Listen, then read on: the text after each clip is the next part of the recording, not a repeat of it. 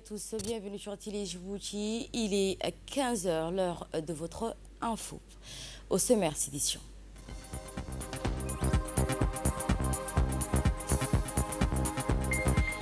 Symbole d'une promesse collective, le nouveau CDC, un levier pour la jeunesse bientôt opérationnel.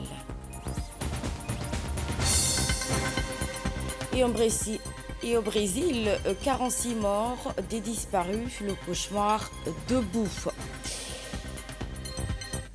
Bonjour à toutes et à tous, merci de nous avoir rejoints sur Télé Djibouti. Nous entamons ce journal avec le mercredi 25 février avec une importante délégation du ministère de la Jeunesse et de la Culture conduite par son Excellence Hiboumi Nassoé, qui s'est rendu à Dikil pour superviser la finalisation des travaux du nouveau centre de développement communautaire CDC qui sera prochainement inauguré.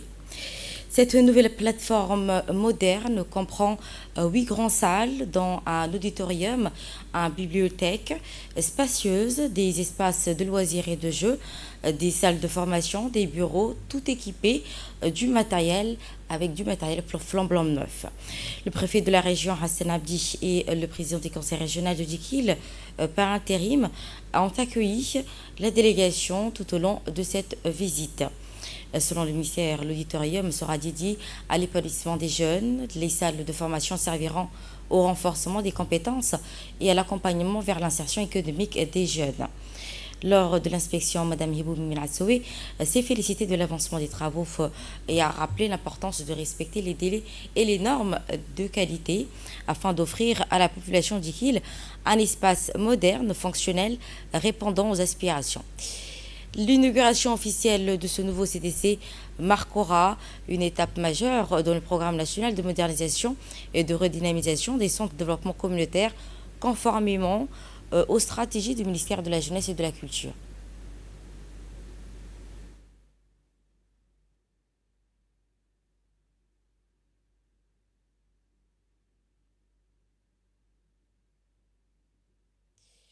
Et lors d'une intervention en langue locale, l'avancement des travaux a-t-elle déclaré du nouveau centre de développement communautaire du Dikil qui pourra offrir aux jeunes et à la population des espaces modernes de culture, de formation et d'épanouissement. Ce centre représente une étape majeure de notre programme de modernisation et de redynamisation des CDC à travers le territoire. Nous veillerons à ce que les travaux soient entrepris dans les normes et exécutés selon les délais. Le secrétaire d'État chargé au sport, Hassan Mohamed Kamel, a reçu ce matin l'expert mandaté par la Fédération africaine de football, CAF, M. Djibril Diop, dans le cadre d'une mission technique de 3 jours consacrée à l'évaluation des stades Goulet.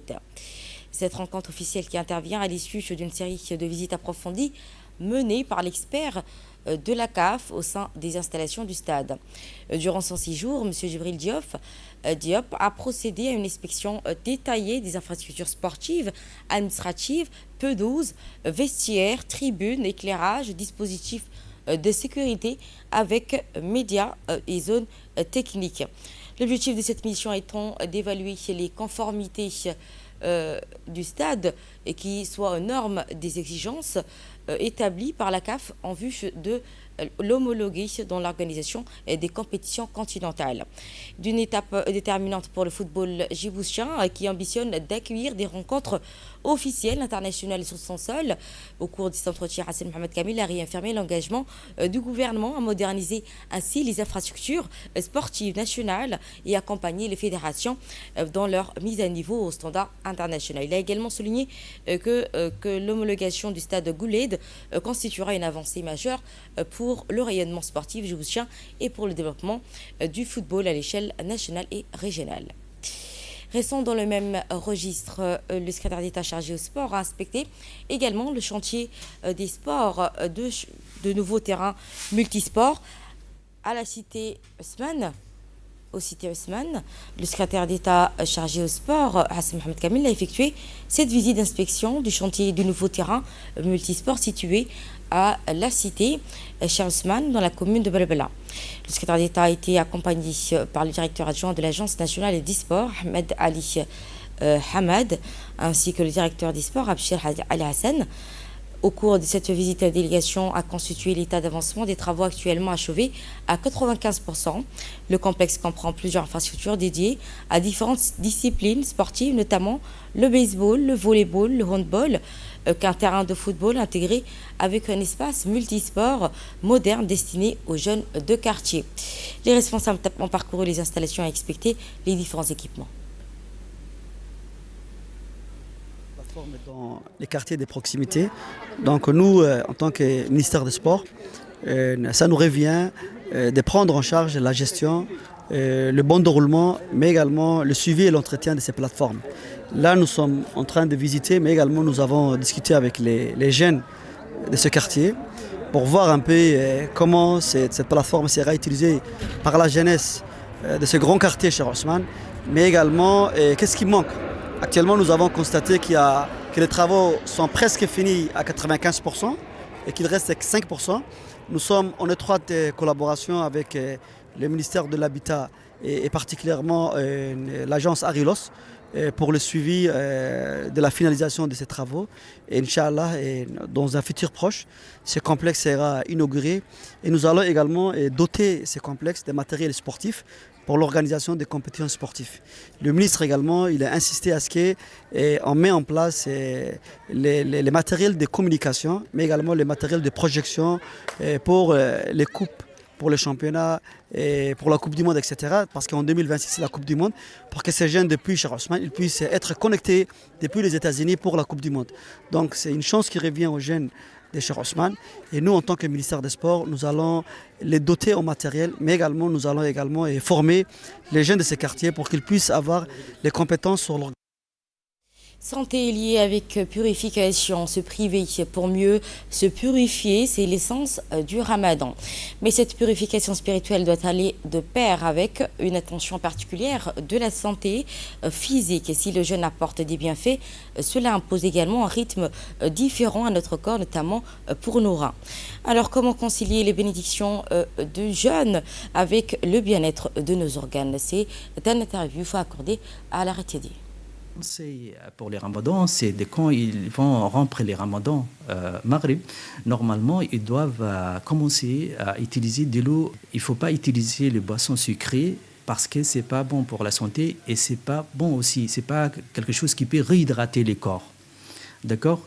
Comme il y a trop de sucre, c'est des boissons hypertoniques et quand ce que vous prenez est hypertonique, l'eau, au contraire, il sort du corps. D'accord, pour équilibrer l'hypertonicité. Et donc, ce n'est pas une bonne réhydratation pour le corps. Il faut aussi commencer par des dattes, parce que les dattes sont très énergétiques et ils sont très complets en termes de nutrition. Il y a des protéines, il y a des lipides, il y a des glucides, il y a des magnésium, il y a des potassium, beaucoup de choses donc, que le corps a besoin. Et ça, ce qui est très intéressant, c'est de prendre ces dates-là. Bien sûr, on peut prendre d'autres fruits aussi, mais ce n'est pas des quantités très importantes au début.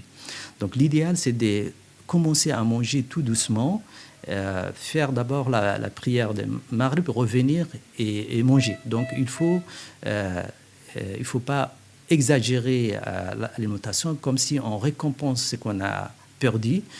Ça, ce n'est pas bon pour la santé parce que notre corps, il doit s'adapter. Quand il y a une grande quantité d'alimentation qui arrive dans le corps, le corps est perturbé en termes de fonctionnement, il doit stocker, il doit utiliser. Donc, c'est comme si on lui donne beaucoup de travail rapidement.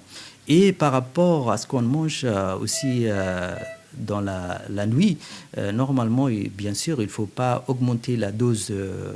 Par exemple, il ne faut pas prendre beaucoup de riz, beaucoup de spaghettis. Ça impacte la santé. L'idéal, c'est d'augmenter. On peut compenser la quantité de riz par de légumes. On peut compenser par des salades ou autre chose. Mais prendre en grande quantité les riz blancs surtout, c'est pas bien pour la santé. Donc, en d'autres termes, il faut un plat varié et éviter de prendre en quantité importante, surtout les riz et les spaghettis. Les suhours, normalement, ce qu'il faut éviter aussi, c'est les riz blancs avec du yaourt très sucré. Ça aussi, c'est pas bien parce que l'index glycémique est très très importante pour les riz blancs et les yaourts sucrés. Et donc, vous allez uriner et vous allez vous déshydrater dans la journée.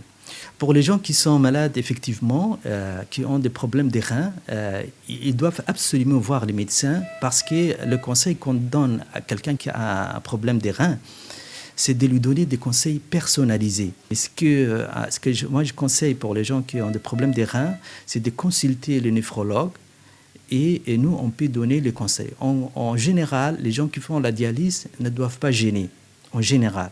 Et les gens qui ont, quand on analyse la créatinine et on calcule les DFG, si le débit de filtration est très faible, moins de 30 ml par minute, normalement, on les déconseille de gêner. À moins qu'après une consultation, nous, on décide d'autoriser. C'était Saïd Aouled, médecin néphrologue à Pelletier. Toujours en nouvelles du pays, l'inauguration de la mosquée de Quartier 5 a eu lieu aujourd'hui à Djibouti. Cette mosquée, initialement construite en 1962, fait partie des premières édifications de la ville de Djibouti. Les travaux de rénovation et de construction ont été rendus possibles grâce au financement de Saïd Barkhad, ancien ministre et ancien dirigeant de la société de construction de la Mer Rouge, ainsi qu'au soutien des commerçants locaux et habitants du quartier. Le plan de la nouvelle mosquée a été conçu par l'ingénieur Shakir Rouni. L'édifice, qui s'élève sur 2 étages, comprend un espace de prière pour les hommes et une salle séparée pour les femmes, ainsi qu'un lieu dédié à la lecture du Saint-Qur'an. Le président du comité de gestion, Hachim Brahim, a expliqué que le processus de construction et la manière de construction de la mosquée a été entretenu, rénové jusqu'à aujourd'hui, soutenu l'implication de la communauté tout au long de ce projet et remercie ainsi tous les fidèles qui ont participé à la construction de cette mosquée. Dans le magazine de ce 15h, pendant des années, l'entrée de Balbala a symbolisé l'étranglement urbain. Aujourd'hui, cette équation est en train de basculer. Le pont d'Ambouli incarne une décongestion urbaine. Plus qu'un ouvrage, c'est une réponse politique aux souffrances quotidiennes des milliers de citoyens djiboutiens. Écoutons ce magazine.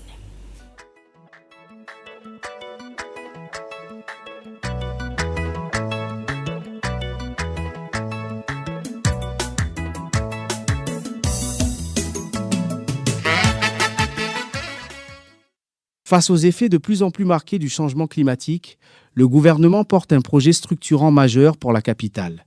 La construction du futur pont de la Palmeraie qui avance à un rythme soutenu. Cet ouvrage, tant attendu par la population, répond à un impératif climatique et économique crucial. En période d'intempéries, la montée des eaux de l'oued d'Ambouli coupe la capitale en deux. Cet axe stratégique qui enregistre quotidiennement un trafic de plus de 37 000 véhicules devient alors impraticable. La circulation est fortement perturbée, provoquant d'importants embouteillages et désorganisant la mobilité urbaine. Les pertes économiques annuelles liées à ces inondations sont aujourd'hui estimées à près de 3 millions de dollars, affectant directement les activités commerciales, les déplacements des populations et la continuité des services essentiels. C'est dans ce contexte que le projet du pont de la Palmeraie s'inscrit comme une solution durable visant à sécuriser les flux de circulation, améliorer la résilience des infrastructures face aux aléas climatiques et renforcer la fluidité du trafic dans l'un des axes les plus fréquentés de la ville de Djibouti. Il s'agit d'un ouvrage de franchissement d'une longueur de 114 mètres et d'une largeur de 27 mètres avec 6 voies de circulation. Ce projet a été financé avec l'appui de la JICA et sera réalisé par l'entreprise Fujita. Il est important de savoir qu'il s'agit avant tout d'un projet gouvernemental et qui fait partie d'un programme national de modernisation de la mobilité urbaine à Djibouti-Ville. C'est aussi un projet stratégique sur le plan urbain, logistique et sécuritaire. Il permettra à 37 000 véhicules de pouvoir franchir l'oued en toute sécurité Il permettra également de réduire les risques, les pertes économiques liées aux inondations. Ces pertes économiques sont aujourd'hui estimées à plus de 3 millions de dollars par an. Je tiens à saluer ici l'excellence de la collaboration avec la JICA pour son soutien constant, mais aussi les institutions nationales, à savoir l'ONEAD, les DD Télécom, la direction de l'habitat, la préfecture de Djibouti, qui ont mobilisé les équipes techniques pour nous appuyer et pour que ce projet soit une réussite. Ce projet d'envergure est les fruits des liens stratégiques et historiques entre le Japon et la République de Djibouti.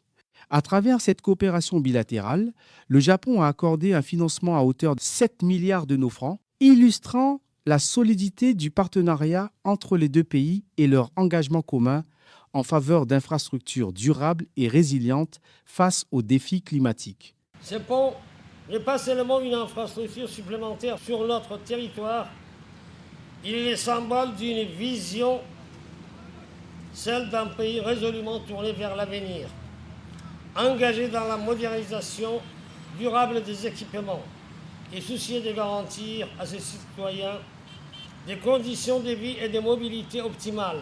Permettez-moi d'exprimer au nom du gouvernement de la République de Djibouti et à mon nom personnel notre profonde gratitude au gouvernement du Japon. Votre soutien constant au développement des infrastructures dans notre pays est un témoignage fort de l'amitié et de la coopération qui unissent nos deux nations.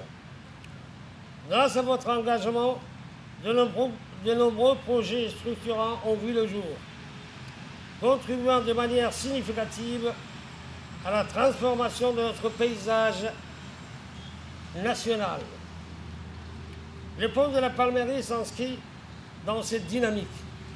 Il est le fruit d'une vision partagée, celle d'un partenariat solidaire tourné vers le progrès, le développement durable et le bien-être des populations. Au-delà de sa dimension technique et climatique, le projet du pont de la Palmeraie revêt également une forte dimension sociale et éducative. L'ADR a accueilli dans le cadre de ce projet des étudiants de la faculté d'ingénieurs de l'Université de Djibouti afin de leur présenter les aspects techniques, fonctionnels et stratégiques de cet ouvrage structurant. Cette initiative vise à renforcer les compétences nationales, sensibiliser les futurs ingénieurs à l'importance des infrastructures résilientes et leur permettre de mieux appréhender le rôle clé de ce pont dans l'amélioration durable de la mobilité urbaine. À travers le futur pont de la Palmeraie, le gouvernement réaffirme ainsi sa volonté de concevoir des infrastructures modernes, adaptées aux défis climatiques, tout en plaçant le développement des compétences locales et l'intérêt des populations au cœur de ses priorités.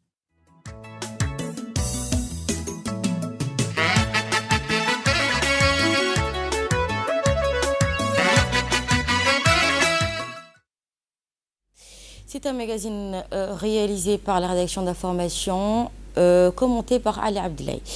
Ainsi, nous passons aux nouvelles du monde. Au Brésil, le bilan des pluies mortelles grimpe à 46 morts. Inondation à Minas Gerais, au moins 46 morts et recensés jusqu'à présent. Les inondations et glissements de terrain ont fait au moins 46 morts et laissé des dizaines de personnes portées disparues dans l'État brésilien. Minas Gerais, affectant notamment les villes d'Uba, Dius et de Fora. Ainsi, les rues restent couvertes de boue et de débris. Les habitants s'efforcent de nettoyer leurs magasins, récupérer des véhicules ensevelis sous les décombres. Et nous partons pour le Sud-Afrique qui se stabilise par rapport à ses dettes. Pour la première fois depuis près de deux décennies, la dette publique sud-africaine cesse de croître et devrait commencer à diminuer. C'est à ce commencer que déclare que le budget est en train de monter. La dette qui avait atteint un record proche de 80% du PIB est désormais prévue à 77,3% en 2026 et 2027, puis à 76,5% l'année suivante, marquant ainsi une première stabilisation depuis 17 ans. Ce sera tout. Merci à toutes et à tous de nous avoir suivis sur TTT, sur Télé Djibouti. C'était le journal de l'information.